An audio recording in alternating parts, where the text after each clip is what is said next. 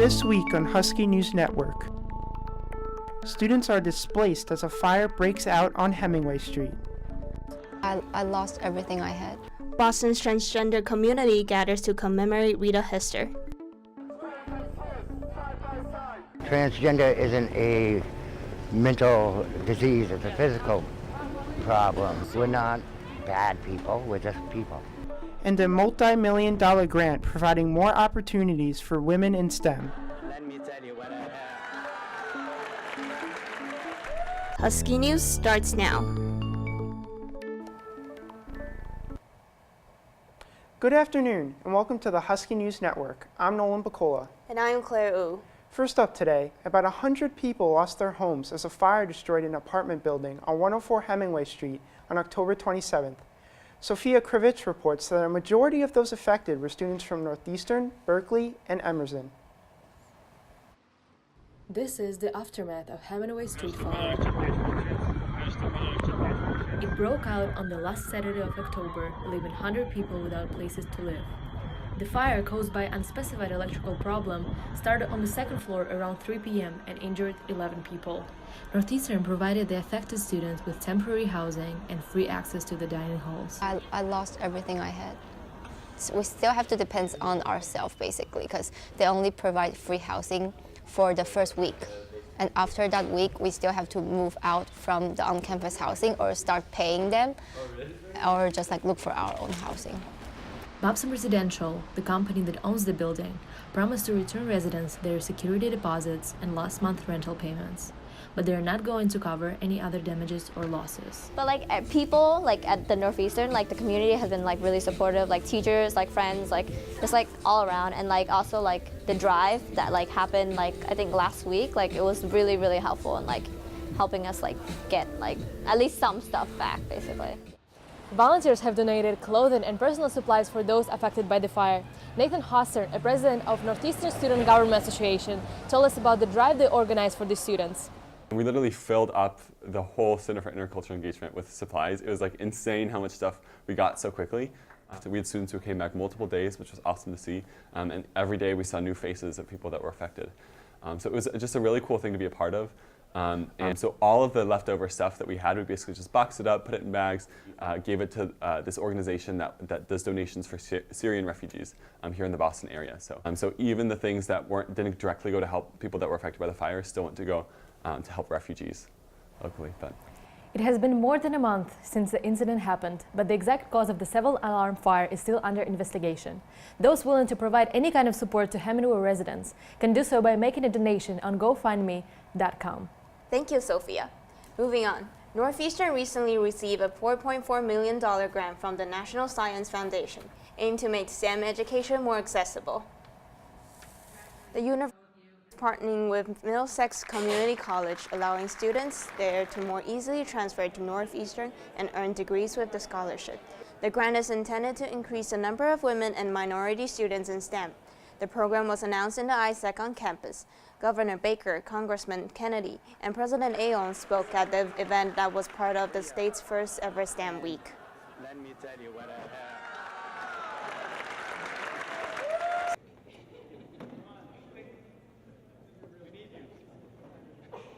We're happy but not satisfied.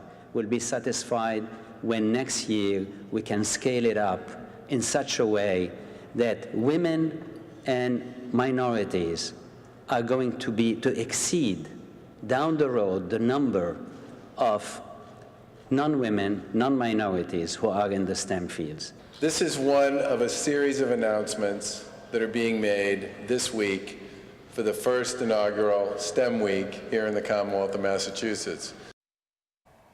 Northeastern says the grant will provide up to 530 scholarships of up to $10,000 each. 2 students have already received funds through the program. November 20th is International Transgender Day of Remembrance, and on November 18th, dozens of Bostonians gathered to commemorate Rita Hester, a transgender woman who was murdered in 1998 after announcing her identity to the world. As reporter Jan Ho Han tells us, those who attended the march are devoted to continue her legacy in fighting for equal rights for transgender individuals. A little bit louder, 3. Many transgender people gathered in Dewey Square in Boston, holding candles and posters of remembering Rita Hester. They swore they will insist being themselves and started marching through the downtown area of Boston to advocate for equal rights and acceptance for transgender people. The Transgender Day of Remembrance started 20 years ago, though, with the murder of Rita Hester. And Rita Hester was a black transgender woman living in Austin, and she was stabbed to death in her apartment. The destination of the march was St. Paul's Cathedral. Organizers gave speeches and delivered brochures there to offer more support to transgender people. Now I'm in front of the Cathedral Church of St. Paul. The organizers and participants are meeting inside. It's the 20th Transgender Day of Remembrance in Boston, but the transgender people are still fighting for the equal rights in their daily life. Transgender isn't a mental disease, it's a physical problem. You're born in the wrong body, you get the wrong chromosome at the wrong time.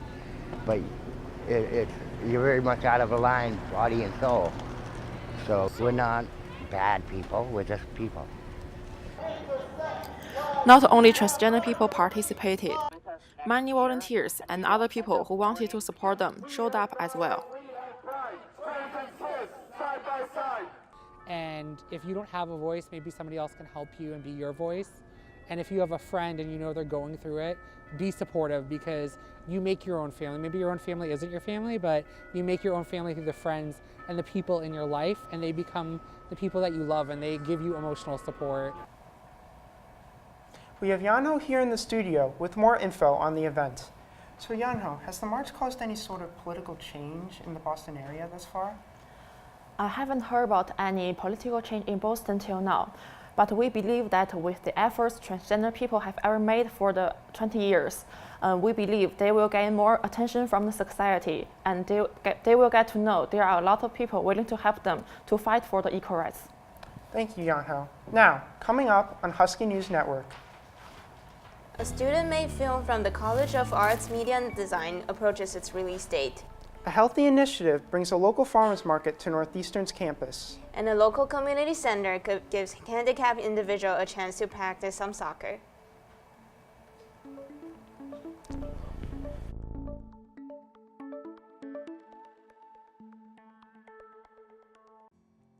My name is Marcella, and I'm a volunteer at Pure Health Exchange, where I teach health curriculum in under-resourced schools in Boston.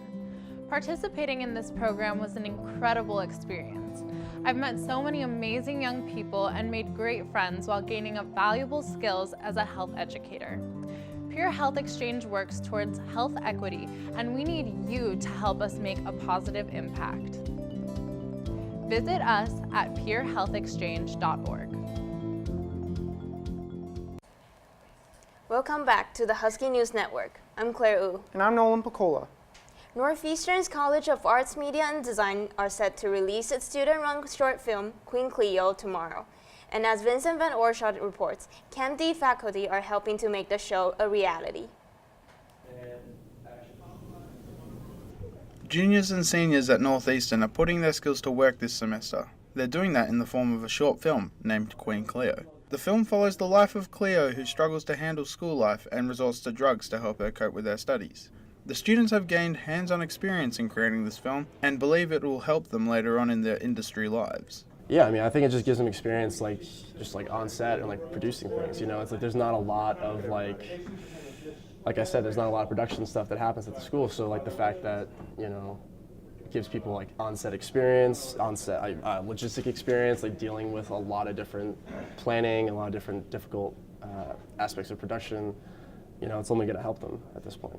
Students in the production capstone class laid out a marketing plan to create top-quality content. They received a grant from Northeastern after sending a proposal to the Dean of CAMD to rent out high-end equipment.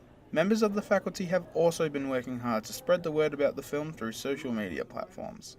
As the marketing manager here in the College of Arts, Media and Design, this class is very important for us because I run the Instagram, the Facebook, and the YouTube here, and for me to get student-made content that actually shows what our students are doing here is absolutely incredible. It is here at Churchill Hall Room 103 that on December 5th Queen Cleo will be screened. This 170-seat theatre will showcase the semester-long efforts made by multiple different programs here at Northeastern's KMD College. From the music department to the theatre department, it does truly show what the college is capable of, and the students themselves are glad to be showing it. Yeah, it really is a great opportunity. It's a wonderful class, and the students really get something out of it. And it's a great way to kind of round out their experience here at Northeastern and showcase everything they've learned. Moving on. Centennial Commons is always packed with students rushing to their classes, but every Wednesday, the university's farmers market adds to the commotion. The Northeastern-based Healthy U program has partnered with Wardsbury Farm to provide students with seasonal produce from summer to fall. It offers pesticide-free fruits and vegetables. This promise is commended by its customers, especially the university's students. I like that it's from local places. Locally based means it's more fresh and there's less preservatives in there. We like tomatoes, carrots, and I sometimes get some spinach for my fish. We're selling like today fruits and vegetables of the season, but these products change it. Like in summer we had like more lettuce, peaches, we have plums, apricots, and now we have more things about the season like pumpkins and squash. Wardsbury Farms closes the campus market at the end of October and starts up again at the beginning of June. Worlds will be selling farmers' choice boxes on their local farm between the seasons, continuing their agricultural initiative with the surrounding community. Next up, at the Tobin Community Center on Tremont Street in Roxbury, a power wheelchair soccer program gives disabled individuals a chance to be on a sports team. Reporter Alex Bensley has more. Disabled persons from all over the Boston area come to the Tobin Community Center every Saturday to accelerate their chairs and practice spin kicks for their team, the Boston Breakers. The Boston Breakers are a power wheelchair soccer program founded in 2012. All ages and abilities are welcome. It's a good reason to get out of the house, and most importantly is I'm a huge sports fan. And, you know, I've never played competitive sports before, and this is the first sport for folks using power chairs. So, you know, it's a great experience. Assistant coach Jim Farrow provides some more background.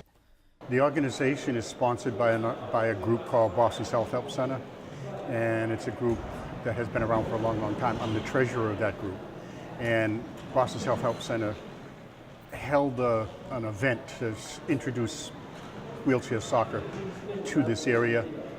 That's how the team got created. So just a few moments ago, we were inside the Tobin Community Center on the basketball court where we were talking to volunteers, organizers, players. All of them were talking about the community aspect of this organization. It's just nice to be able to bring something to folks that, you know, they wouldn't have an opportunity otherwise. You know, you've got some folks playing that have never done any sport before. So all of a sudden they have a sport, and it's a sport they can be good at. So it's wonderful. What makes the program even more special is the amount of support it garners from volunteers. Northeastern student Kevin Foley, the volunteer coordinator for the Boston Breakers, enjoys meeting the people here. I like meeting a lot of interesting people. Like one of the guys, Ralph, he likes to draw. So you get to meet a lot of cool people. It's a good experience. A lot of people I wouldn't have met if I didn't do the program, and it's a pretty rewarding experience, I would say. We have Alex Bensley here in the studio with more info on the event. So Alex, what was it like being at the event? You know, Claire, thanks for having me. It was a very heartwarming experience just to be there and to see these people who are unable to walk or run. For them to be on a sports team and for them to participate in that every single weekend, it was just remarkable, and it made me feel really good on the inside.